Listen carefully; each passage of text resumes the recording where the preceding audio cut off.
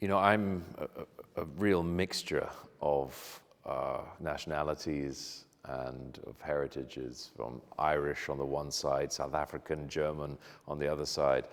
My whole family's been traveling, has been uprooted, you know, for best part of a century.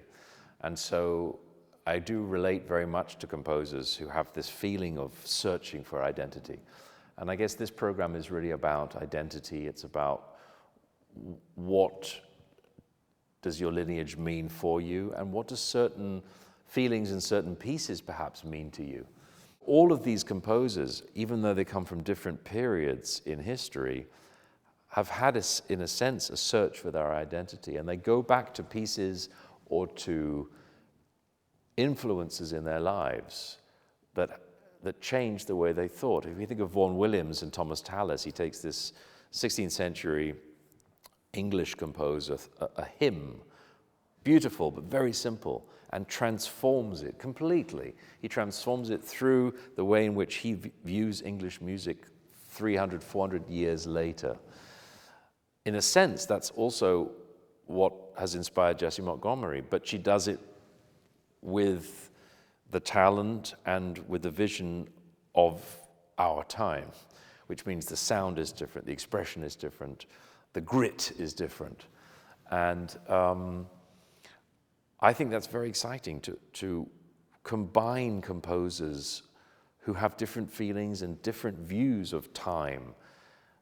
Benjamin Britten is somebody that we often say was ahead of his time, and yet he got a lot of his inspiration from the past, from former composers, like Purcell, for example, or in this case, Frank Bridge, who was his teacher, who had a massive influence on him, and who really, I think, discovered him, who saw the enormous potential that was there in him, and yet they disagreed enormously on expression of music.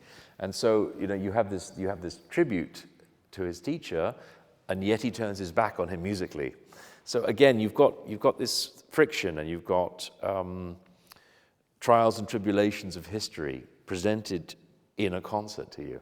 And again, that's one of the reasons I love making music and I love playing with New Century, is because they're open to these kinds of programs that tell stories and that shake up the past and celebrate the future.